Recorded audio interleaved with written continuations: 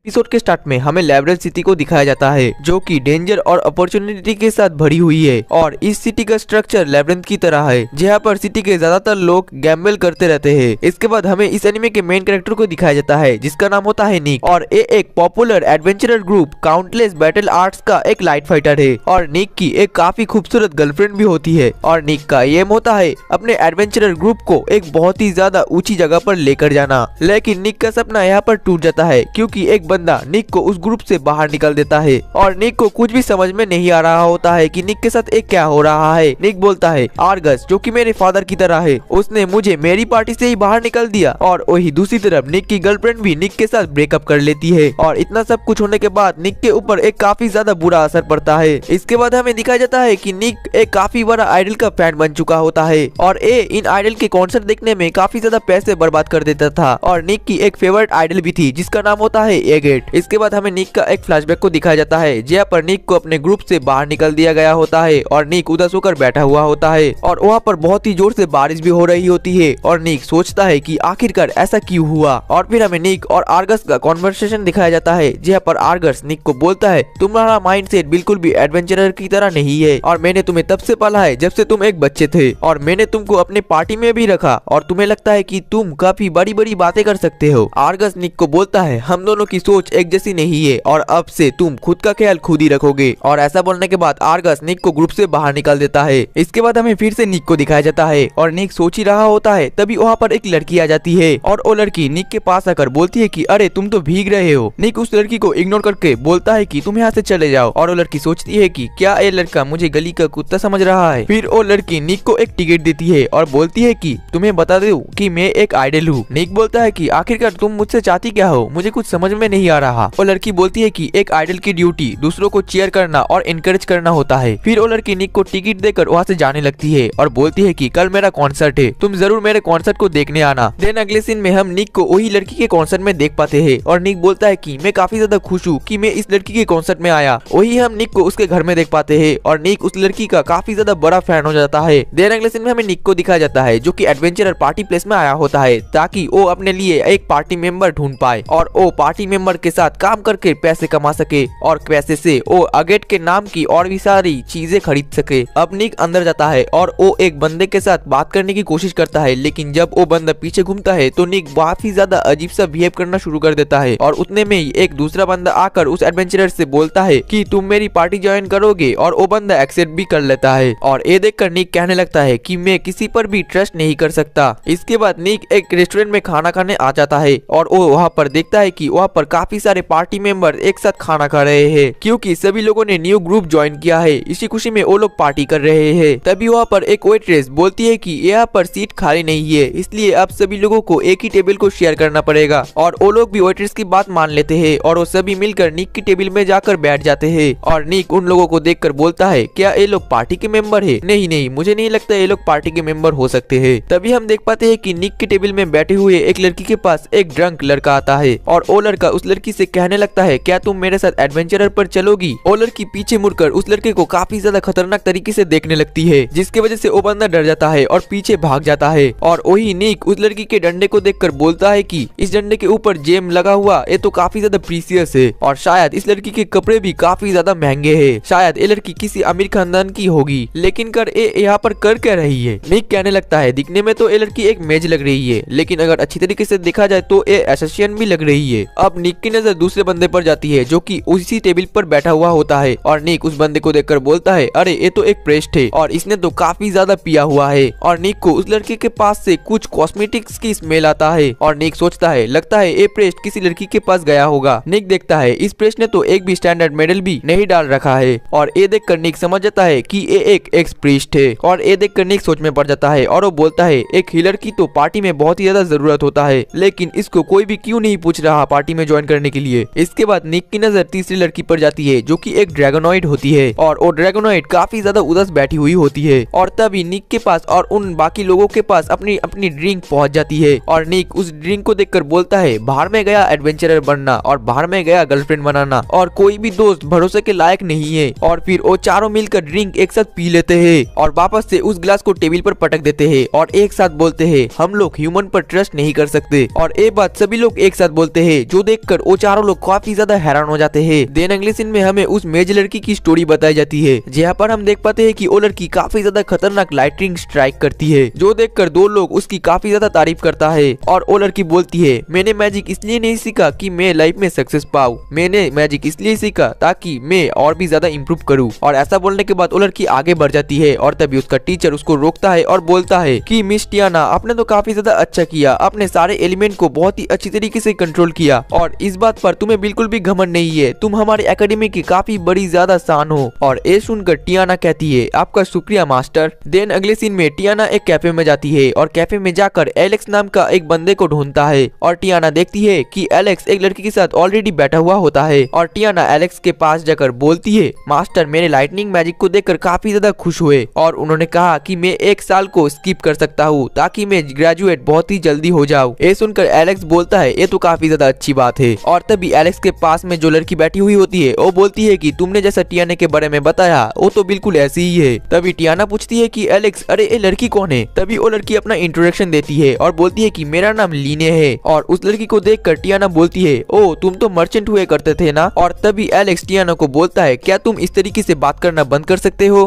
तभी लीने भी टियाना को बोलने लगती है कि तुमने टीचर को सेड्यूस किया ताकि तुम अच्छे मार्क्स ले पाओ, तुम बहुत ही ज्यादा बुरी औरत हो। और ये सुनकर टियाना बहुत ही ज्यादा गुस्से में आ जाती है और बोलती है कि क्या तुम पागल हो क्या, मैंने ये सब कब किया? एलेक्स टियाना की बात को नहीं मानता है और अब हमें पता चलता है कि एलेक्स टियाना का फियोंसे है। और फिर एलेक्स टियाना को बोलने लगता है, क्या तुम्हें पता है कि काफी ज्यादा बुरा लगता है जब मेरे ही फियोंसे मुझसे ज्यादा नंबर लेकर जाएगी, और अब बहुत हो गया है और मैं अपना और मजाक नहीं उड़ा सकता, और अब से मैं तुम्हारे साथ मेरी जो शादी है वो मैं तुड़वा लेता हूँ और अब से मैं तुम्हारा और फियोंसे नहीं हूँ। और ये सुनकर टियाना काफी ज्यादा शॉक हो जाती है और वो एलेक्स की तरफ ही देखती ही जाती है। और एलेक्स बोलता है, तुम ऐसी नजरों में मुझे कैसे देख सकते हो? देन अगले सीन में हमें दिखाया जाता है कि स्टडी कंप्लीट करने के बाद टियाना उस कंट्री से जा रही होती है और तभी टियाना को एक तितली दिखती है और उस तितली को देखकर टियाना को एलेक्स की बात याद आ जाती है कि तुम अपने नजरों से किसे देख रही हो? टियाना बोलती है, शायद जिसे मैं घूर रही हूँ, शायद मैं वो खुद ही हूँ। इसके बाद टियाना एक दूसरी जगह पर पहुंच जाती है और वहाँ पर वो एक घर में पहुंचती है और उस घर की वो सफाई भी करती है। अब अगले दिन टियाना जॉब ढूंढने की कोशिश करती है लेकिन उसको कोई भी जॉब नहीं देता है। टियाना सोचने लगती है कि जॉब ढूंढना तो काफी ज्यादा मुश्किल काम है और वो ये सोचकर चल ही रही होती है। तभी उसकी पैर पर आकर एक पेपर लगता है और जब वो उस पेपर को उठाकर देखती है तो उसे पता चलता है ये पेपर तो एक रेसिंग कंपटीशन का है और इसमें गैम्बल करके पैसे जीता जा सकता है। पहली बार में तो टियाना जीत जाती है, जिसको देखकर टियाना काफी ज्यादा खुश हो जाती है और अब वो कहने लगती है कि गैम्बलिंग करना काफी ज्यादा बुरी बात है और इसकी आदत भी लग सकती है। और देखते ही देखते टियाना गैम्बलिंग में काफी ज्यादा एडिक्टेड हो जाती है और उसकी इसी एडिक्शन की वजह से टियाना काफी ज्यादा पैसे भी हार जाती है, जिसकी वजह से उसके पास इतने पैसे भी नहीं होते जो कि वो अपना घर का रेंट दे पाए। और इसकी वजह से वो पैसे कमाने के लिए वो अब एडवेंचरर बन चुकी है। और काफी सारे लोग टियाना से पूछते तो है, क्या तुम मेरे पार्टी ज्वाइन करोगे? लेकिन टियाना की डरावनी शक्ल देखकर वो लोग डर जाते हैं और वहाँ से भाग जाते हैं। फिर हमें टियाना को दिखाया जाता है जो कि वही रेस्टोरेंट में अपनी कहानी बता रही होती है और निक बोलता है, तुम्हारे लवर से तुम्हें धोखा मिला और ये तो काफी ज्यादा दुख भरी कहानी है। इसके बाद निक प्रीस्ट से उसकी कहानी सुनता है तो प्रीस्ट बताने लगता है कि वो जो सिटी से आया है वो एक टेम्पल है गॉड ऑफ रेवोल्यूशन का। वो जगह मेडिसिन के लिए काफी ज्यादा फेमस हुआ करता था और मैं वहाँ का ही एक प्रीस्ट हुआ करता था। और फिर हम एक लड़की को देख पाते हैं जिसका नाम मेरेन होता है। वो एक प्रीस्ट के पास जिसका नाम होता है जेम। वो लड़की जेम के पास कुछ हर्ब्स कलेक्ट करके लाती है जिसकी वजह से जेम काफी ज्यादा खुश हो जाता है और रिवॉर्ड में उसको एक कॉइन देता है। फिर हम देख पाते हैं कि जेम रात में एक मेडिसिन बना रहा होता है और तभी मिरेल उसके पास आती है और कलेक्ट किया हुआ हर्ब्स को जेम को देती है और रिवॉर्ड में जेम फिर से उसको एक कॉइन देता है। लेकिन मिरेल कॉइन पकड़ने की बजाय जेम का हाथ को पकड़ लेती है और बोलती है, क्या तुम मुझे पसंद करते हो? और ये सुनकर जेम उसको बोलता है, तुम बिगड़ने लगी हो। और लड़की बोलती है कि मैं अब बड़ी हो चुकी हूँ और मुझे एडल्ट होने के लिए और एक स्टेप आगे जाना है। जेम बोलता है, तुम्हारी इस बात के लिए मैं तुमको धन्यवाद कहना चाहता हूँ, लेकिन तुमको पता ही है किसी भी प्रेस्ट का कोई भी लवर नहीं हो सकता, इसलिए मुझे माफ कर दो। और ये सुनने के बाद मिरेल गुस्से में आकर सारे हर्ब्स को वहाँ पर फेंक कर वहाँ से चली जाती है। इसके बाद अगले सुबह एक लड़की जेम को शुक्रिया करती है उसको ठीक करने के लिए और वो लड़की जेम को कांग्रेचुलेशन भी बोलती है। जेम बोलता है कि किस लिए? और लड़की बोलती है कि क्योंकि तुम अब सीनियर प्रीस्ट बनने वाले हो। जेम बोलता है कि थैंक यू। तभी वहाँ पर चर्च से कुछ गार्ड आ जाते हैं और उनके साथ मिरेल भी होती है और वो गार्ड जेम को पकड़ लेते हैं और बोलते हैं, तुम बहुत ही ज्यादा बुरे आदमी हो, तुम इस छोटी लड़की को पैसे दे रहे हो गलत काम करने के लिए। जेम बोलता है कि लेकिन मैंने तो कुछ नहीं किया। और वहाँ पर मिरेल भी झूठ बोलने लगती है और वो जेम को बोलती है, आखिरकार तुम मेरे साथ ऐसा कैसे कर सकते सकते हो, मैंने तुम पर बहुत ही ज्यादा भरोसा किया था। और अब हम देख पाते हैं कि गलत काम के वजह से जेम को पिंजरे में बंद कर दिया गया है और 3 महीने बाद जेम को जेल से रिलीज करा गया होता है। लेकिन सभी लोग मिलकर जेम को उस टाउन से बाहर निकाल देते हैं और कोई भी पर्सन जेम के ऊपर भरोसा नहीं कर रहे हैं कि जेम ने कुछ भी नहीं किया, बल्कि वो सभी लोग मिलकर जेम के ऊपर अंडे और टमाटर मारने लगते हैं। और अब जेम टाउन से निकलकर एक होटल रूम में पहुंचता है और वहाँ पर काम करने वाली एक लड़की के कमर में बहुत ही ज्यादा दर्द होता है। जेम उस लड़की को बोलता है, क्या मैं तुमको ट्रीट कर सकता हूँ, और वो लेडी भी मान जाती है। अब अगले सुबह हम उस लेडी को देख पाते हैं जो कि जेम के बेड से निकल कर जा रही होती है और अब जेम भी उठकर नीचे आने लगता है और वो लेडी जेम से पूछती है, क्या तुम कल रात अच्छी से सोए और तुम्हारे ट्रीटमेंट की वजह से मेरे कमर का दर्द ठीक हो गया। और अब जेम ब्रेकफास्ट करने लगता है और वो उस लेडी से बोलता है, तुम अपने आप को ज्यादा पुश मत किया करो क्योंकि कमर का दर्द जल्दी नहीं जाता। इसके बाद वो लेडी बोलती है कि ठीक है, तुम यहाँ पर और भी दिन रुक जाओ। फिर वो लेडी बोलने लगती है, मैं तो मजाक कर रही हूँ, तुम्हें लेब्रिंथ सिटी में जाना चाहिए और तुमको वहाँ पर दोस्त भी बनाने चाहिए और लवर भी बनाने चाहिए और तुम्हें एडवेंचरर बनना चाहिए। एडवेंचरर बनने के बाद तुम काफी ज्यादा चीजें सीख पाओगे। और फिर वो लेडी बोलती है कि रुको, मैं तुम्हें कुछ चीजें देती हूँ। फिर वो लेडी जेम को एक बुक और कुछ कपड़े देती है और बोलती है, ये सब चीजें तुम्हें एडवेंचरर बनने में काफी ज्यादा मदद करेंगे। लेकिन जेम कहने लगता है, मैं इस चीजें को नहीं ले सकता और मैं तो अब एक प्रीस्ट भी नहीं हूँ। और वो लेडी बोलती है, तुम इस सामान को रख सकते हो, एक एडवेंचरर आया था और उसने फीस नहीं चुका पाया, जिसकी वजह से वो इन सब चीजों को यहाँ पर रख गया। और अब जाने से पहले वो लेडी जेम को कहती है, प्लीज तुम जिंदा रहना। और अब जेम की कहानी सुनने के बाद निक बोलने लगता है, तुम एक वुमेन के साथ मजे करने के बाद बाकी सारी लड़कियों के साथ मजे करने लग गए है ना। जेम बोलता है, ये थोड़ा रूट तो है लेकिन ये सही है। ये सुनकर टियाना बोलती है, मुझे पता है कि सारे लड़के ऐसे ही होते हैं। इसके बाद जेम बोलता है, मेरा जो गोल है वो है डीमन गॉड को मारना। इसके बाद निक उस ड्रैगनॉइड लड़की से बोलता है कि तुम अपनी स्टोरी सुनाओ। ये सुनकर वो ड्रैगनॉइड लड़की रोने लगती है और बोलती है, मेरे एक चाहने वाले ही ने मेरे से एक बहुत ही ज्यादा कीमती चीज छीन ली। इसके बाद हमें निक के एक सपने को दिखाया जाता है जहाँ पर निक की गर्लफ्रेंड निक के साथ ब्रेकअप कर रही होती है और निक बहुत ही जोर जोर से रो रहा होता है और चिल्ला रहा होता है और बोलता है कि प्लीज मुझे छोड़कर मत जाओ। और तभी हम देख पाते हैं कि निक टेबल से नीचे गिर जाता है और उसकी आंखें खुल जाती है और निक उन्हीं एडवेंचरर को देखता है और वो सभी लोग निक के कमरे में होते हैं और निक उन्हें देखकर सोचने लगता है, आखिरकार ये लोग है कौन। निक थोड़ा सोचने लगता है और उसे याद भी आ जाता है कि ये लोग तो वही थे जो कि मुझे रेस्टोरेंट में मिले थे। और वो लोग जागने के बाद निक उनसे बोलता है कि तुम लोग हो कौन, क्या तुम मेरे रूम से जा सकते हो। तभी टियाना बोलती है कि असल में ये मेरा रूम है। इसके बाद निक और बाकी लोग वहाँ से जाने लगते हैं। इसके बाद निक को उस आइडल जिसका नाम आगेटे होता है उसका याद आता है। इसके बाद निक उन लोगों को बोलता है, क्या हम लोगों को यहाँ से जाना सही रहेगा, क्या हमारा फ्यूचर इससे सही होगा। हम लोगों ने तो हमारा सभी पैसा गैम्बलिंग में उड़ा दिया है और हमें तो ये भी नहीं पता कि कल हमारे सर पर छत रहेगा या नहीं। और हम लोग जो काम को पसंद करते हैं, अगर हम उस काम को नहीं कर पाए तो क्या तुम उसको एक्सेप्ट कर पाओगे। भले ही हम चारों एक दूसरे के ऊपर ट्रस्ट नहीं करते, लेकिन हम चारों एक पार्टी बना सकते हैं। और इसके बाद नैरेटर बोलने लगते हैं, ये लोग दुनिया को बचाएंगे लेकिन अभी नहीं, थोड़े दिन बाद में। हम लोग वही चारों को देख पाते हैं जो कि गिल्ड में आए होते हैं अपना एक टीम को बनाने के लिए। और उन चारों को देखकर रिसेप्शनिस्ट काफी ज्यादा डर जाती है, जिसकी वजह से वहाँ पर ओनर आ जाता है और वो बोलती है कि तुम मेरे रिसेप्शनिस्ट को क्यों डरा रहे हो। और फिर वो ओनर उन चारों को देखती है और बोलती है, तुम चारों का ग्रुप तो काफी एक अच्छी बैलेंस्ड पार्टी है। इसके बाद वो वही ड्रैगनॉइड लड़की को देखकर बोलती है, तुम तो वही सर्वाइवल लड़की हो ना। तो बाकी लोग पूछते हैं कि इससे तुम्हारा क्या मतलब, जिसमें वो बोलती है, इस लड़की ने मिरेकल कर दिखाया, ए रैंक सी के लेब्रिंथ से सिर्फ अकेले बचकर आई। और इस ड्रैगनॉइड लड़की का नाम कुरन होता है। और ये सुनकर कुरन थोड़ा उदास हो जाती है। अब वो ओनर बोलने लगती है कि एक एडवेंचरर के लिए सबसे ज्यादा इम्पोर्टेंट चीज है उसको जिंदा रहना है। और बाकी सभी लोग भी इस बात से एग्री करते हैं। अब ओनर उनसे पूछती है कि तुम्हारा पार्टी का क्या नाम होने वाला है। इसके बाद निक थोड़ा सोचने लगता है और बोलता है, सर्वाइवर्स ठीक रहेगा, क्योंकि हम लोग कैसे भी करके बचकर यहाँ पर फिर से आ जाएंगे। और ये नाम बाकी लोगों को भी अच्छा लगता है, जिसकी वजह से इनका पार्टी का नाम सर्वाइवर पड़ जाता है। देन अगले सीन में वो लोग मीटिंग कर रहे होते हैं और निक बोलता है कि हम लोग हमारी टीम का 3 लॉ बनाएंगे। निक सबसे पहले टियाना से पूछता है। टियाना बोलती है, मैं तो ये चाहूंगी कि कोई भी इंसान किसी के भी हॉबी पर इंटरफेयर ना करे। वही जेम कहता है कि पैसों का भी ध्यान रखना। करण बोलती है कि हमें जिंदा वापस लौटना है। निक मान जाता है और बोलता है, पैसों का ध्यान सिर्फ एक पर्सन नहीं, सभी लोग रखेंगे। मैं बुक को हैंडल करूंगा और टियाना उस बुक को चेक करेगी और पैसों को अपने पास रखेगी।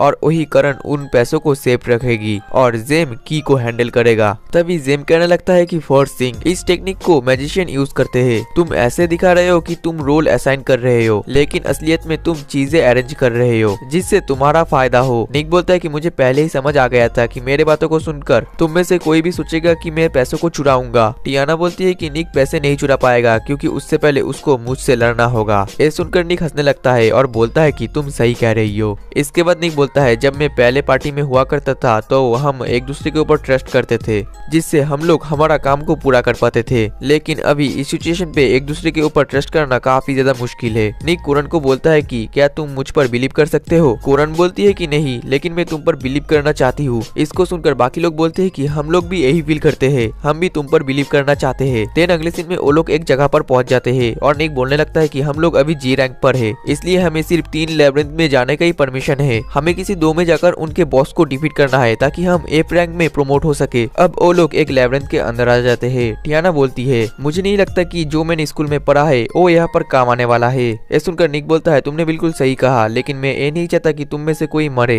इसके बाद वो लोग जब आगे बढ़ते हैं तब उन लोगों को एक स्लाइम दिखती है जो कि घास खा रहा होता है। निक बोलता है कि ये हार्मलेस है, लेकिन ये कुछ भी खा सकते हैं। अगर ये बड़े हो जाए तो ये फार्म के अंदर जाकर काउस को भी खा सकते हैं, जो कि काफी बड़ी प्रॉब्लम हो जाएगी। ऐसा बोलने के बाद निक उस स्लाइम का कोड को निकाल लेता है और वो बोलता है, तुम इन स्लाइम को अपने हाथ से मार सकते हो उनके कोड को निकालकर, इससे हमें पैसे मिलेंगे, इसलिए इसको कलेक्ट करना मत भूलना। इसके बाद वो लोग बहुत ही मजे से आगे बढ़ने लगते हैं और निक अपने मन में बोलता है, हम सभी ने मिलकर एक साथ पार्टी बनाया, हमने बहुत ही अच्छा काम किया है। इसके बाद जेम बोलता है, भले ही ये मॉन्स्टर हो लेकिन इन्हें मारना मुझे काफी ज्यादा बुरा लग रहा है। ये सुनकर निक बोलता है, अगर हम लोगों ने यहाँ के मियाम्जा को नहीं खत्म किया तो यहाँ के प्लांट्स और एनिमल वो भी मॉन्स्टर बन जाएंगे। ये सुनकर जेम बोलता है, ये तो काफी ज्यादा बुरी बात है, मतलब कि हमें उनको मारना ही होगा। टियाना बोलती है कि मुझे तो बुरा नहीं लगता, मैं तो गॉब्लिन्स और सभी को भी हरा चुकी हूँ।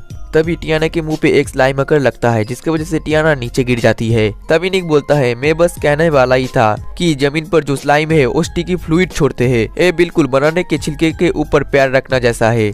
इसके बाद टियाना बोलती है कि तुमने थोड़ा जल्दी ही बता दिया। अब टियाना बहुत ही ज्यादा गुस्से में आ जाती है और वो बोलती है कि मुझसे और सहन नहीं होता, मैं अपने मैजिक से इन सभी स्लाइम को मार दूंगी। और फिर वो अपना अटैक कर देती है और गलती से उसका अटैक कुरन पर लगने वाला ही होता है, लेकिन तभी कुरन अपने तलवार को आगे लगा लेती है जिसकी वजह से वो बच जाती है। इसके बाद वो सभी लोग शॉक हो जाते हैं जिसकी वजह से वो लोग कुछ देर तक साइलेंस रहते हैं। अब टियाना कुरन के पास जाकर बोलती है कि मैंने गलती से स्पेल छोड़ दिया, लेकिन तुम्हें तो ध्यान रखना चाहिए था ना। कुरन बोलती है कि मैं तुम लोगों को ऊपर बिलीव करना चाहती थी, मैंने तुम पर बिलीव करने की ट्राई भी किया था। जिस पर टियाना बोलती है कि मैं भी तो ट्राई कर रही हूँ ना। और फिर कुरन बोलती है, अगली बार ये गलती मुझसे भी हो सकती है, इसलिए थोड़ा संभल कर रहना। ऐसे बोलने के बाद वो वहाँ से चली जाती है। देन अगले सीन में हम लोग देख पाते हैं वो लोग अलग अलग रहकर काम कर रहे हैं। फिर वो लोग टॉप फ्लोर पर आ जाते हैं। निक सभी लोगों को फोकस रहने के लिए बोलता है। वही जेम की नजर एक काफी बड़ी स्लाइम पर जाता है और जेम इस बात को निक को भी बोलता है और निक बोलता है कि यही स्लाइम यहाँ का बॉस है। ये सुनने के बाद टियाना दौड़कर उस स्लाइम के पास जाती है और बोलती है कि इसको तो मैं अकेले ही संभाल लूंगी। और फिर वो उस स्लाइम के ऊपर अटैक कर देती है जिसकी वजह से वो स्लाइम वहाँ से फट जाता है और सारी जगह स्लाइम से भर जाती है। फिर हम लोग देख पाते हैं कि वो सभी लोग नदी के किनारे आकर अपने आप को साफ करने लगते हैं और वहाँ पर कुरन बोलती है कि मैं टियाना के ऊपर ट्रस्ट नहीं कर सकती। तो निक बताने लगता है कि वो बड़ा सा स्लाइम एक पावरफुल मैजिक के साथ रिएक्ट करने लगा जिसकी वजह से वो स्लाइम वहाँ पर फट गया। तो ये सुनकर टियाना बोलती है, अगर ये बात तुमने मुझे पहले बता दिया होता तो मैं ऐसा नहीं करती। तो निक बोलता है, तुम्हें मुझे पहले बता देना चाहिए था कि तुम कौन से टाइप का मैजिक यूज करने वाली हो। इसके बाद निक जेम को बोलता है, तुम रेयर गार्ड हो, तुम्हें आगे आने की कोई जरूरत नहीं है, तुम पीछे ही रहना। जेम बोलता है कि मुझे माफ कर देना, मुझे पीछे खड़ा होकर पछतावा हो रहा था। निक बोलता है कि ऐसी बात नहीं है, तुम अपने दोस्तों के ऊपर भरोसा न करके खुद ही उसको मारने गए थे। ये सुनने के बाद जेम शॉक हो जाता है और बोलता है, ये बात तुम्हें कैसे पता। और फिर निक एक मीटिंग को बुलाता है और वो सभी को अपने इक्विपमेंट दिखा देता है और बोलता है, मैं हाथों से और डैगर से काफी ज्यादा अच्छा लड़ सकता हूँ, मुझे ना ही टियाना के जैसे मैजिक आता है और ना ही मैं कुरन के जैसे भारी तलवार को उठा सकता हूँ। ये सुनकर टियाना बोलती है कि तुम अपने सीक्रेट को क्यों बता रहे हो। इसमें निक बोलता है कि तुम उन लोगों के ऊपर ट्रस्ट नहीं करते जिनके तुम्हें सीक्रेट ना पता हो। अगर तुम्हें उनका सीक्रेट पता है तो तुम उनको अच्छी तरीके से समझ पाते हो और तुम उसे अच्छी तरीके से ट्रस्ट भी कर सकते हो। इसमें टियाना बोलती है कि तो क्या तुम चाहते हो कि हम भी तुम्हें अपना सीक्रेट और वीकनेसेस बताएं। निक बोलता है कि नहीं, मुझे पता है कि तुम लोगों के पास एक ना एक रीजन है जिसके वजह से तुम अपने सीक्रेट को छुपा रहे हो और इसके बावजूद भी तुम लोगों को धोखा मिल चुका है और अगर तुमको सीक्रेट नहीं बताना तो मत बताओ। निक ये भी बोलता है मुझे पता नहीं कि हम लोग एक साथ कब तक है, लेकिन जब तुम्हें कंफर्टेबल लगे तब तुम अपना सीक्रेट मुझे बता सकते हो। बदले में तुम ये डिसाइड करो कि तुम लोग इस पार्टी में रहकर क्या करना चाहते हो। इसके बाद वो लोग सोचने लगते हैं और तभी जेम बताता है कि मुझे मारना काफी ज्यादा आसान है, तलवार या फिर हाथ से। मैं हर किसी के सामने वीक हूँ, लेकिन तुम लोग मुझे जल्दी खत्म करना क्योंकि मुझे हीलिंग मैजिक आता है। मैं अपने आप को बहुत ही जल्दी ठीक कर सकता हूँ। ये सुनकर निक बोलता है कि ये बात तुम हमें ऐसे क्यों बता रहे हो कि हम तुम्हें मारना चाहते हैं। तभी टियाना करण के पास जाकर बोलती है कि मुझे माफ कर देना, मैं एक मेज हूँ और मुझे वाटर और विंड मैजिक काफी अच्छी तरीके से आता है। इसके साथ साथ मैं लाइटनिंग और अर्थ मैजिक भी यूज कर सकती हूँ, लेकिन वो मेरा ज्यादा स्ट्रॉन्ग नहीं है और मैं बहुत मुश्किल से ही अपना फायर मैजिक यूज कर सकती हूँ। और तुम्हारे साथ जो सुबह हुआ वो सब मेरी गलती थी, इसके लिए मुझे माफ कर दो। अब टियाना अपना वीकनेस बताने लगती है और बोलती है मैं अर्थ और फायर मैजिक के सामने बहुत ही ज्यादा वीक हूँ और क्लोज कॉम्बैट में भी मैं काफी ज्यादा वीक हूँ। ये सुनकर कुरन बोलती है कि ये बात तुम मुझे क्यों बता रहे हो।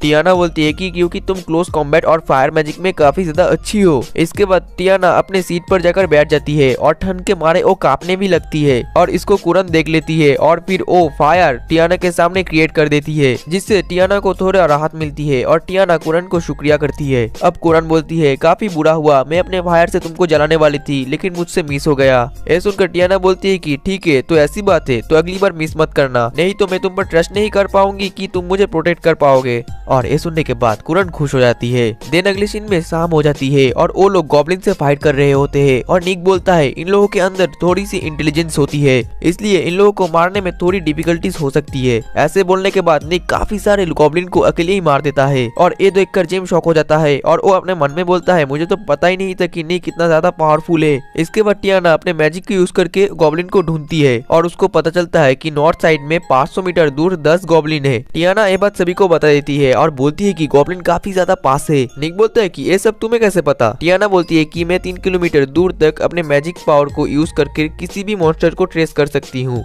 ये सुनने के बाद निक बहुत ही ज्यादा शॉक हो जाता है और बोलता है टियाना तुम तो काफी ज्यादा अमेजिंग हो। तभी टियाना को गॉब्लिन से भी ज्यादा एक स्ट्रॉन्ग पावर को सेंस होती है और ये बात टियाना सभी को बता देती है। ये सुनने के बाद निक बोलता है पक्का वो ऑर्ग होएगा और निक बोलता है और गॉब्लिन का एक बहुत ही ज्यादा पावरफुल वर्जन है, अगर हम चारों भी मिलकर उससे लड़े और हमने एक गलती कर दी तो हम मारे भी जा सकते हैं और वैसे भी एक टीम होने के नाते हमारे पास काफी ज्यादा कम एक्सपीरियंस है। जेम बोलता है कि तो अब हम क्या करें, फिर से वापस चले जाए। निक बोलता है कि नहीं, अगर हम वापस चले जाए तो ये ऑर्ग पास ही के एक विलेज में जाकर वहाँ के लोगों को तंग करेगा और सबसे ज्यादा जो इम्पोर्टेंट बात है हमें ऑर्ग से काफी ज्यादा पैसे मिल सकते हैं। ये सुनकर टियाना बोलती है ऑर्ग के पास एक मैजिक का रेजिस्टेंट होता है ना, इसका मतलब मैं तो सिर्फ उसको डिस्ट्रैक्ट ही कर सकती हूँ। निक बोलता है तो आखिरी में मुझे और करण को ही उस ऑर्ग को संभालना होगा। निक बोलता है प्लान बहुत ही ज्यादा सिंपल है, हम दोनों उसके ऊपर अटैक कर देंगे और अगर हमें उसके हार्ट स्किन को तोड़ना है तो मुझे करण की सख्त जरूरत होगी। ये सुनने के बाद कुरन बोलती है तुम टेंशन मत करो, मैं ऑर्ग को हरा कर रहूंगी। इसके बाद वो लोग वहाँ से जाने लगते हैं और कुरन टियाना से बोलती है मैं तुम पर ट्रस्ट करना चाहती हूँ लेकिन मुझे नहीं लगता कि मैं तुम पर ट्रस्ट कर पाऊंगी।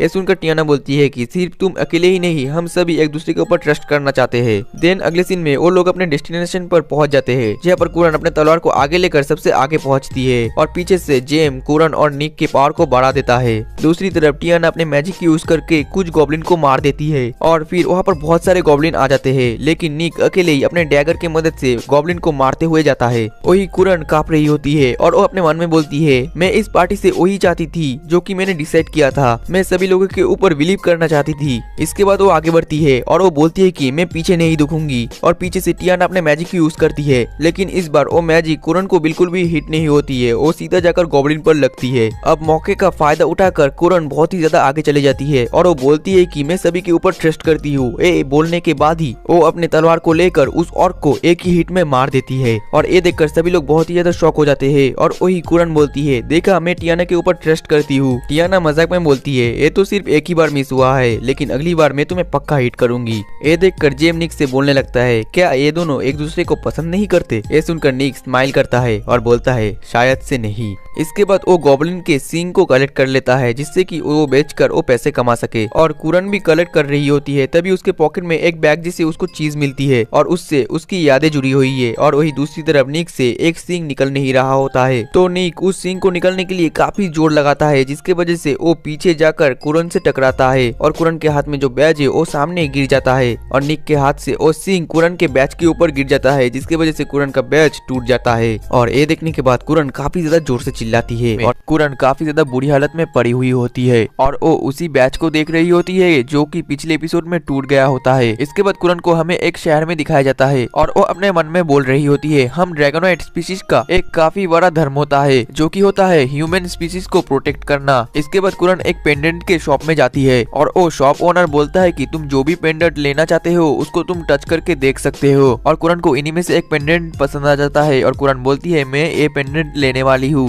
शॉप ओनर बोलता है कि ये पेंडेंट 20,000 डिनर्स का है और ये पेंडेंट कुरन को काफी ज्यादा महंगा लगता है, जिसकी वजह से वो उस पेंडेंट को वहाँ पर रखकर जाने लगती है। और तभी पीछे से शॉप ओनर उस पेंडेंट को उठाता है और बोलता है कि तुमने इसको स्क्रैच कर दिया, तुम एक ड्रैगनोइड हो, तुम्हें थोड़ा केयरफुल होना चाहिए। कुरन बोलती है कि लेकिन मैंने तो ये नहीं किया है और शॉप ओनर बोलता है लेकिन तुम्हें इसको लेना ही पड़ेगा, चलो मैं तुमको इसको 10,000 डिनर्स में दे दूंगा। मुझे लगता है कि तुम गाँव से आए हो, तुम्हें पता होना चाहिए कि लैब्रिंथ सिटी में ऐसा नहीं होता, या तो तुम इसको खरीद लो नहीं तो मैं ऑर्डर ऑफ सन को बुलाऊंगा इस चीज को सॉल्व करने के लिए। तभी वहाँ पर एक बंदा आता है और वो कुरन को बोलता है मैंने तुमको बोला था ना जब भी तुम शॉपिंग जाओ तो मुझको लेकर जाना। और इस बंदे का नाम कालियोस होता है। तभी वो जो ओनर होता है वो बोलता है कि तुम्हारे दोस्त ने मेरे पेंडेंट को खराब कर दिया। इसके बाद कालियोस उस पेंडेंट को लेता है और वो कुरन को बोलता है कि इसको एक बार स्क्रैच करना। तो वो ओनर बोलता है तुम इसके साथ करने क्या वाले हो। कालियोस बोलता है वैसे भी तुम इसको नहीं बेच पाओगे, इसलिए हमारी मर्जी, हम इसके साथ जो भी करे। और कालियोस इस पेंडेंट का पैसा उस शॉप ओनर को दे देता है और फिर कुरन उस पेंडेंट के ऊपर एक छोटा सा स्क्रैच कर देती है और कालियोस फिर उस पेंडेंट को उस ओनर को देता है और बोलता है तुम पहले से ही एक डैमेज पेंडेंट को हमें बेचना चाहते थे और अब तुम हमारे पैसे भी दोगे और एक पेंडेंट फ्री में भी दोगे, वरना मैं अब ऑर्डर ऑफ सन को बुला रहा हूँ तुमको पकड़ने के लिए। ये सुनकर वो ओनर काफी ज्यादा डर जाता है, इसकी वजह से वो उनके पैसे भी वापस लौटा देता है और एक पेंडेंट फ्री में दे देता है। और जो कालियोस होता है वो उस पेंडेंट को कुरन को पूरा दे देती है और यही पर जो कुरन है वो कालियोस के ऊपर पूरी तरीके से ट्रस्ट करने लग जाती है और कुरन को लगता है कि यही वो हीरो है जिसे उसको सर्व करना है। यही पर कुरन के पास और एक ज्वेलरी टाइप का कुछ चीज होता है जिसको कुरन काफी ज्यादा संभाल कर रखती है। तभी वहाँ पर कालियोस आ जाता है और वो बोलता है कि कुरन क्या तुम अभी भी तैयार नहीं हुए, और आज हम इतना भारी सामान नहीं लेंगे, आज हम बहुत ही हल्का सामान ले जाएंगे। ये बात सुनने के बाद कुरन थोड़ा हिचकिचाती है। तभी कालियोस बोलती है कि तुम टेंशन मत करो, तुम्हारा सामान कोई भी नहीं चुराएगा। और ये बात सुनकर कुरन थोड़ा सा खुश हो जाती है और वो कालियोस की बात को मान लेती है और फिर ये सभी मिलकर एडवेंचर पर निकल जाते हैं। और एडवेंचर के दौरान कुरन एक बहुत ही बड़े बीस्ट को बहुत ही आसानी से मार देती है, जिसे देखकर कुरन के साथी बोलती है कि देखो कुरन कितने ज्यादा ताकतवर है। और कालियोस भी कुरन की तारीफ करता है। इसके बाद जब ये सारे मिलकर इस मॉन्स्टर से इस कलेक्टेबल को कलेक्ट कर रहे थे तब कुरन कालियोस को बोलती है कि क्या ये सही रहेगा कि मैं तुम्हारी मदद ना करूं। कालियोस यहाँ पर कुरन को बेवकूफ बनाता है और वो बोलता है कि एडवेंचरर का मतलब यही है कि तुम लोगों के ऊपर ट्रस्ट करो और जिन चीजों में तुम अच्छी नहीं हो वो चीज तुम औरों को ही करने दो। और कालियोस इस मॉन्स्टर से कुछ खाने के लिए कुरन को भी दे देती है और कुरन भी कालियोस के बात में आ जाती है और वो बोलती है कि कालियोस मैं तुम सभी के ऊपर भरोसा करूंगी। इसके बाद ये सभी मिलकर चलते चलते एक स्नेक पॉट के पास आ जाते हैं और कालियोस कुरन को बोलता है कि ये स्नेक इस पॉट के अंदर है, इसकी वजह से इसके ऊपर कोई भी मैजिक भी काम नहीं करेगा। कालियोस कुरन को ये भी बोलता है कि तुम जाकर सीधा इस पॉट में हमला करना ताकि वो स्नेक बाहर आए और वो स्नेक तुम पर अटैक भी कर सकता है, लेकिन तुम घबराना मत, हम सभी मिलकर उस स्नेक को मार देंगे और तुमको बचा लेंगे। कुरन यहाँ पर बहुत ही तेजी से आगे बढ़ती है और फिर वो उस पॉट के ऊपर हमला करती है, जिसकी वजह से वो स्नेक बाहर आ जाता है और फिर सभी कुरन को सपोर्ट करने के लिए आगे बढ़ते हैं और एक बंदा फायर अटैक करता है उस स्नेक के ऊपर, जिसके वजह से वो स्नेक जो होता है वो ग्लो करने लगता है। और कुरन कालियोस से बोलती है कि इसका क्या मतलब है। कालियोस बोलता है कि तुम सिर्फ फोकस करो, वो स्नेक सिर्फ अभी गुस्से में है। और अब जो स्नेक है वो कम्प्लीटली कुरन के ऊपर हमला करने लगता है, लेकिन कुरन कैसे भी करके खुद को बचा लेती है, लेकिन जैसे तैसे करके वो स्नेक कुरन को पकड़ लेता है और फिर वो कुरन के ऊपर अपना जहर इस्तेमाल करता है। कुरन बार बार कालियोस से हेल्प मांगती है लेकिन कोई भी कुरन को बचाने नहीं आते।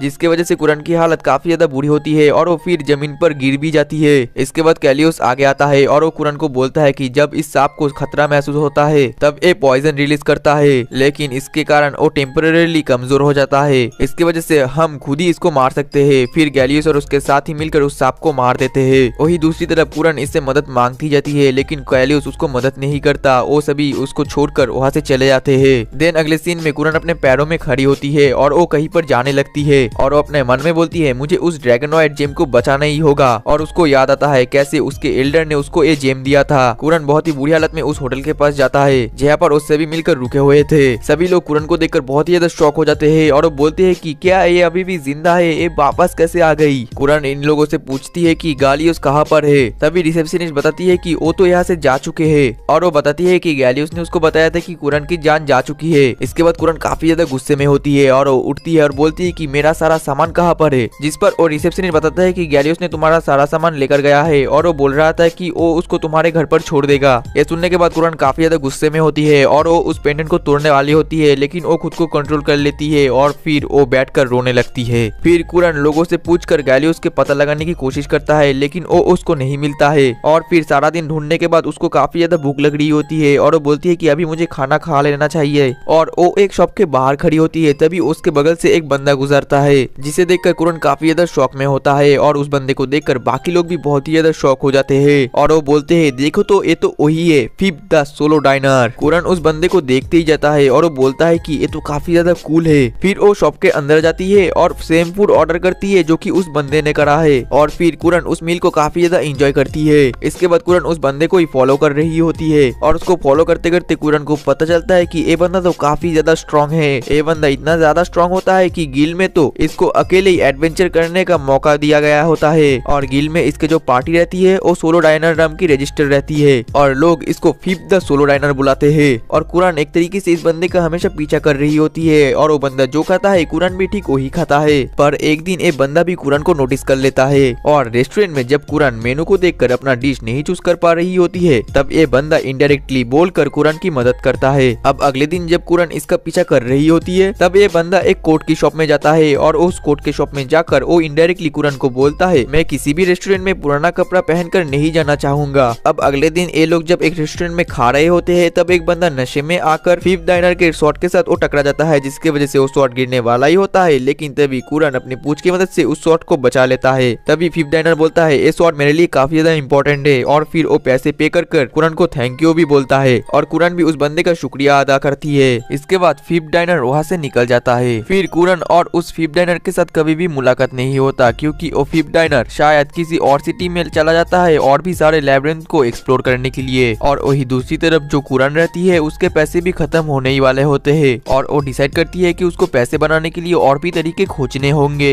और फिर वो एक बार में जाती है जिसके बाद उसके साथ उन बाकी तीनों की मुलाकात होती है। देन अगले सीन में हमें निक को दिखाया जाता है जो कि एक पेंडेंट खरीदने गया होता है, ठीक वैसा ही पेंडेंट जो कि उसने कुरान का तोड़ा था। और वो सोचता है कि वो उस समय गुस्सा क्यों नहीं हुई थी और वो अब नहीं गुस्सा है, इसलिए मुझे और भी ज्यादा डर लग रहा है। इसके बाद निक को अगाटे मिलती है, वही लड़की जो कि एपिसोड 1 में हमें दिखाया गया था। और एगेट निक को देखकर बोलती है कि लगता है कि तुम और पहले जैसे स्ट्रीट डॉग जैसे नहीं रहे। और निक तो एगेट को देखकर बहुत ही ज्यादा शॉक हो जाता है। देन अगले सीन में ये दोनों एक फाउंटेन में बैठे हुए होते हैं और एगेट निक को समझा रही होती है कि शायद सच में कुरान को नहीं बुरा लगा है, लेकिन निक एगेट के बात को नहीं समझता है। और एगेट बोलती है कि तुम एकदम की ईगोइस्ट हो, तुम किसी से माफी मांगना चाहते हो ये जाने भी ना कि सामने वाले को क्या फील हो रहा है। और वो ये भी बोलती है कि मेरे हिसाब से ये चीज अच्छी है, तुम्हें याद है कि उस दिन मैंने तुमको बुलाया था वो भी इसलिए क्योंकि मैं भी एक इगोइस्ट हूँ। और वो ये भी बोलती है कि तुमको उसको ऑफर करना चाहिए। इसके बाद निक टहलते टहलते कुरान के पास आ जाता है और वही दूसरी तरफ कुरान कुछ खा रही होती है।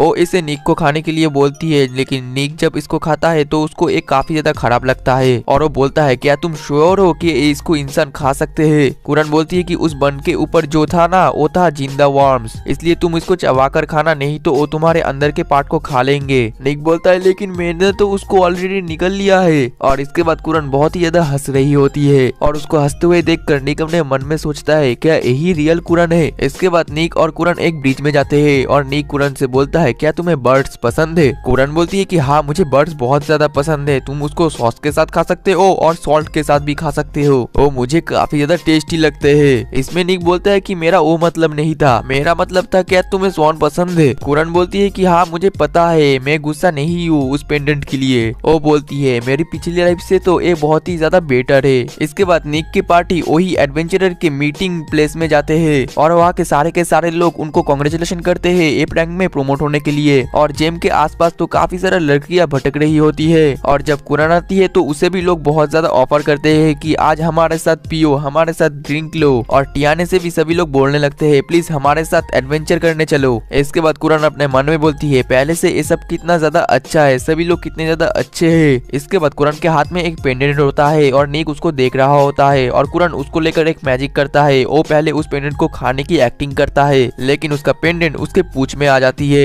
फिर वो अपने पूंछ की मदद से उस पेंडेंट को एक दूर फेंक देती है। इसके बाद वहाँ पर एक रिसेप्शनिस्ट आती है और उन लोगों से बोलती है कि क्या हम लोग थोड़ी देर बात कर सकते हैं। इसके बाद ये सभी मिलकर गिल जाते हैं और रिसेप्शनिस्ट इनको रिक्वेस्ट करते हैं कि ये सभी मिलकर लैब्रिंथ ऑफ बॉन्ड को जाकर एक्सप्लोर करे। और रिसेप्शनिस्ट इन लोगों को ये भी बोलती है कि तुम लोगों को वहाँ पर होली स्वॉर्ड ऑफ बॉन्ड को भी एक्सप्लोर करना होगा। हम निक को देख पाते हैं जो कि बोलता है अगर हम उस स्वॉर्ड को खोज लिया तो तुम हमें क्या दोगी। वो गिल्ड की ओनर बोलती है कि मैं उसको बहुत ही हाई प्राइस में खरीदूंगी। निक बोलता है कि अगर मुझे नहीं मिला तो। वो ओनर बोलती है कि तो मैं तुम्हें हर ट्रिप के लिए 30,000 डिनार्स दूंगी। निक बोलता है अगर हमें वो स्वॉर्ड मिल गया और वो थोड़ा टूटे फूटे कंडीशन में हो तो मुझे ये नहीं सुनना है कि मैं इसके कम पैसे दूंगी, मुझे एक पर्टिकुलर एग्रीमेंट चाहिए। वो ओनर बोलती है कि तुम कितनी ज्यादा डाउटफुल हो, लेकिन वो निक के बात को मान लेती है। देन अगले सीन में हमें कुरान को एक मॉन्स्टर को मारते हुए दिखाया गया है। इसके बाद निक बोलता है ये जो स्वॉर्ड है वो उन लोगों के ताकत को बढ़ा देता है जो लोग एक दूसरे के ऊपर ट्रस्ट करते हैं। ये बिल्कुल एक आयरनी है ना हमारे केस के लिए। कुरान बोलती है कि ये हमारे लिए बिल्कुल सही रहेगा क्योंकि हम एक दूसरे के ऊपर इतना ज्यादा ट्रस्ट जो करते हैं। लेकिन यहाँ पर निक के मन में वही पेंडेंट वाली बात याद आती है और वो बोलता है वैसे भी इस गुफा का कंस्ट्रक्शन बहुत ही ज्यादा मॉडर्न है और इसके अंदर ऑटोमेटिक लाइट्स भी है। और टियाना बोलती है और हमारा वेलकम कुछ मॉन्स्टर ने भी किया।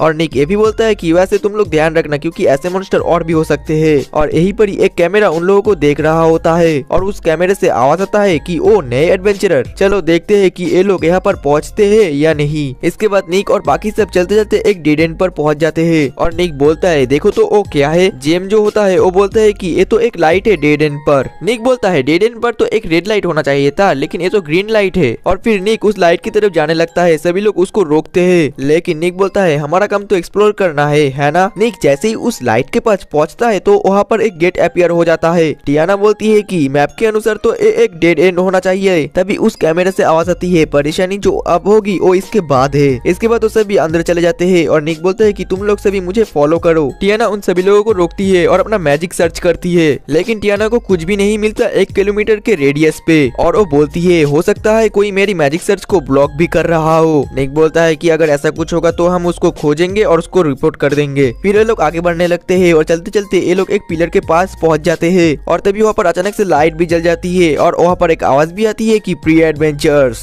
और तुम लोगों ने ट्रायल को पास किया और तुम लोग इस हॉल में पहुंचे। तभी निक और बाकी सब नोटिस करते हैं कि यहाँ पर तो एक टूटा सा शॉट पड़ा हुआ होता है और वो आवाज इस शॉट में से ही आ रही होती है। शॉट यहाँ पर कुछ बोलने की कोशिश करता है लेकिन ये लोग तो आपस में ही बातें करे जा रहे होते हैं। तभी वो शॉट बोलती है कि तुम लोग थोड़ा बस करोगे, मेरी बात तो पहले सुनो। इसके बाद निक बोलता है कि मुझे तुमसे कोई फर्क नहीं पड़ता, हमें टूटे हुए शॉट से कोई मतलब नहीं है, हमें तो स्वॉर्ड ऑफ बॉन्ड खोजना है। तभी वो शॉट बोलता है कि अरे मैं ही स्वॉर्ड ऑफ बॉन्ड हूँ। और वो शॉट ये भी बोलता है कि मैं सबसे महान शॉट हूँ जो कि क्रिएट हुआ था। तभी ये लोग फिर से बोलते हैं कि हमें एक टूटा हुआ शॉट नहीं चाहिए। तभी टियाना बोलती है कि हो सकता है ये शॉट टूटा हुआ ना हो। तभी जेम बोलता है कि पहले हम इस बूढ़े के तो बात तो सुन ले। और ये सुनने के बाद वो शॉट गुस्सा हो जाता है और वो बोलता है कि तुम बुरा कैसे कह रहे हो। और वो शॉट ये भी बोलता है कि मैं एक होली शॉट हूँ और मैं उन लोगों की मदद करता हूँ जो कि फ्रेंडशिप को वैल्यू करते हैं। और वो ये भी बोलता है कि मैं एक एंजल ब्लेड शॉट हूँ। यहाँ पर निक इसको बोलता है कि तुम हल्ला मत मचाना, असल में मुझे तुमको ट्रांसपोर्ट करना है। वो शॉट बोलता है कि क्या तुम मुझे धारण नहीं करोगे। निक बोलता है कि नहीं, मैं तो सिर्फ डैगर से लड़ता हूँ।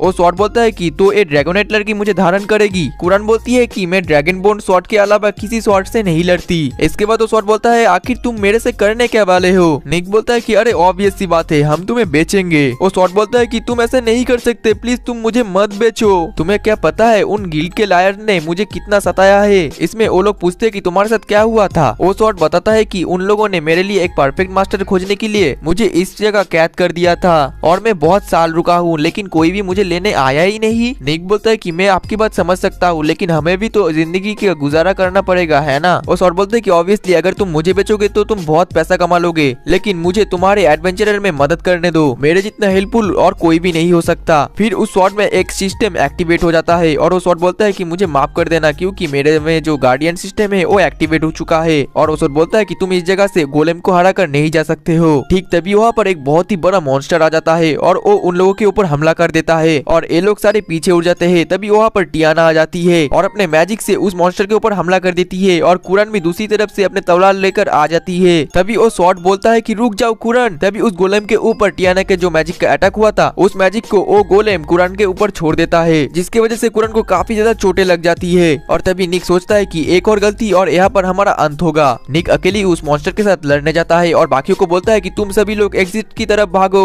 वो सॉर्ड निक को बोलता है कि एक नॉर्मल अटैक से इस गोलेम को कुछ भी नहीं होगा, क्योंकि ये नैनो मैकेनिक से बना है। और वो ये भी बोलता है कि तुम मुझे यूज करो, मुझे फर्क भी नहीं पड़ता इसके बाद तुम मेरे साथ क्या करोगे। वही दूसरी तरफ बाकी लोग उस एग्जिट को खोलने की कोशिश करते हैं, लेकिन वो एग्जिट तो खुलता ही नहीं है। इसके बाद निक उस सॉर्ड के हैंडल को घुमाता है, जिसकी वजह से उस सॉर्ड से मैजिकल ब्लेड निकल आता है। ये सॉर्ड यहाँ पर बाकी तीनों को देखता है और वो कुरान को देखने के बाद बोलता है कि जल्दी तुम कुरान के बारे में सोचो और बोलो न्यूनियन। निक के न्यूनियन बोलने पर ये सॉर्ड चमकता तो है, लेकिन कुछ होता नहीं है। तभी निक बोलता है कि बुड्ढे कहीं के तुमने मुझे बेवकूफ बनाया। फिर वो वही सॉर्ड को लेकर उस मॉन्स्टर के साथ लड़ने चला जाता है, लेकिन वो जो मॉन्स्टर होता है वो निक को मारकर एक गड्ढे में फेंक देता है। फिर टियाना एक ट्रिक को इस्तेमाल करती है और वो उस मॉन्स्टर को जमाने लग जाती है और वो कुरान को बोलती है कि जाकर निक को बचाओ। और कुरान निक के तरफ भागने से पहले ही वो जो मॉन्स्टर होता है वो बर्फ को तोड़कर निकल आता है। तभी टियाना फिर से बर्फ मैजिक उस मॉन्स्टर के ऊपर यूज करती है और वही दूसरी तरफ कुरान निक के पास पहुंच भी जाती है। निक कुरान से पूछता है कि ऊपर सभी लोग कैसे हैं। कुरान बोलती है कि वो लोग हमारे लिए टाइम बचा रहे हैं। निक बोलता है कि तुम लोग मुझे छोड़ो और यहाँ से भाग जाओ। कुरान बोलती है कि सर्वाइवल का रूल है कि हमें जितने लोगों को है उतने लोगों को बचाना है। फिर निक कुरान से उस पेंडेंट के लिए माफी मांगता है। कुरान बोलती है कि अरे मैं गुस्सा नहीं हूँ उस पेंडेंट के लिए, क्योंकि वो पेंडेंट मुझे मेरे पिछले लीडर ने दिया था। सच बोलूं तो मैं उस पेंडेंट को पहले ही तोड़ना चाहती थी, लेकिन मैंने एक्सेप्ट ही नहीं किया कि मेरे पहले लीडर ने मुझे धोखा दे दिया था। और वो बोलती है कि तुमने उस पेंडेंट को तोड़कर कोई भी बुरा काम नहीं किया, तुमने और अच्छा काम किया है। फिर कुरान निक को बाहर निकल लेती है और वो जो सॉर्ड होता है वो निक को बोलता है कि तुम फिर से एक बार यूनियन बोलो। और वही दूसरी तरफ टियाना और जेम का मैजिक भी खत्म होने ही वाला होता है और वो जो मॉन्स्टर है वो बहुत ही ज्यादा पास आ गया होता है और जेम डर के मारे बोलता है कि हम ऐसे ही मर जाएंगे। टियाना बोलती है कि बिना निक और कुरान के भी हमने बहुत ही ज्यादा अच्छा किया, हम इतने आगे तो आए। इसके बाद वो जो मॉन्स्टर है वो हंस रहा होता है और इसके वजह से टियाना बहुत ही ज्यादा गुस्से में आती है और बोलती है तुम हंस कैसे सकते हो।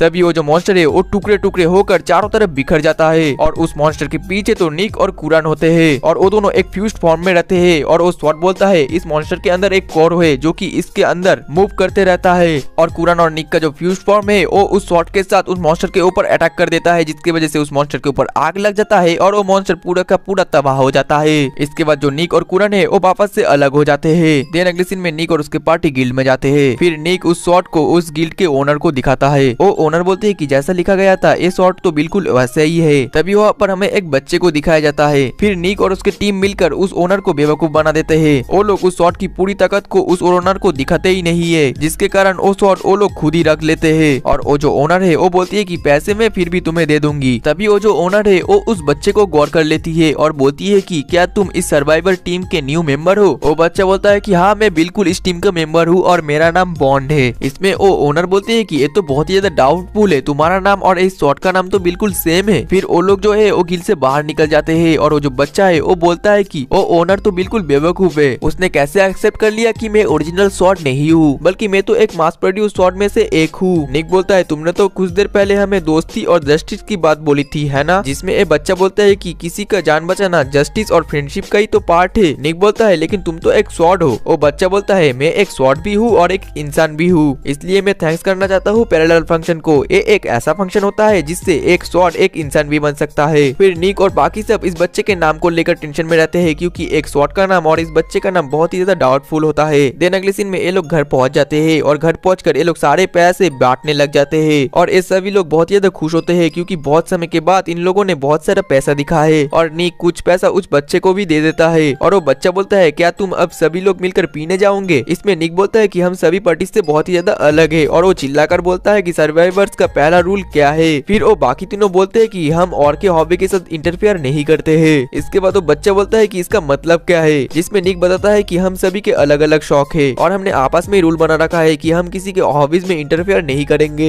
इसके बाद सारे एक एक करके निकल जाते हैं और निक जाने से पहले उस बच्चे से बोलता है कि असल में मैं एक आइडियल के परफॉर्मेंस को देखने जा रहा हूँ और अगर तुम मेरे साथ जानना चाहते हो तो तुम अपने शॉर्ट फॉर्म में ही मेरे साथ जा सकते हो। इसमें बच्चा बोलता है ऐसा तो बिल्कुल भी मजा नहीं आएगा, इसके बजाय मैं यहाँ पर रूम में बैठकर पढ़ लूंगा कुछ। और लास्ट में वहाँ पर टियाना भी रुक जाती है और वो बच्चा टियाना से पूछता है क्या तुम भी यहाँ पर रुकने वाले हो। टियाना बोलती है कि नहीं, अभी भी रेस शुरू होने में बहुत ही ज्यादा टाइम है। और टियाना बोलती है कि अगर तुम चाहो तो मेरे साथ चल सकते हो। वो बच्चा बोलता है कि ऐसे तो मुझे चलना है लेकिन ये रूल के खिलाफ है ना। इसमें टियाना बोलती है कि यहाँ पर तो सिर्फ एक ही रूल काम करेगा, तुम मेरे साथ चलोगे लेकिन मैं पैसा जैसे भी स्पेंड करूँ तुम उसके ऊपर कोई भी कमेंट नहीं करोगे। इसके बाद टियाना और वो बच्चा रेसिंग कोर्ट की तरफ जाने लगते हैं और टियाना उस बच्चे से बोलती है वैसे भी तुम बहुत देर तक वेट कर रहे थे ना किसी एडवेंचरर के लिए जो तुम्हें व्हील करे। वो बच्चा बोलता है कि हाँ, मैं तो बहुत सेंचुरी से वेट कर रहा था। टियाना उस बच्चे के सर को सहलाती है और बोलती है कि तुमने बहुत ही ज्यादा अच्छा किया। इसमें वो बच्चा बोलता है कि तुम मुझे बच्चे जैसा ट्रीट मत करो। इसके बाद टियाना उस बच्चे को मजाक उड़ा के वहाँ से भागने लगती है और बोलती है कि तुम एक मॉब हो और वो बच्चा भी टियाना के पीछे करने लगता है और इसी के साथ ही हमारा ये एपिसोड भी खत्म हो जाता है। तो दोस्तों आज के लिए बस इतना ही, मिलते हैं नेक्स्ट एपिसोड में, तब तक के लिए टाटा बाय बाय सायोनारा।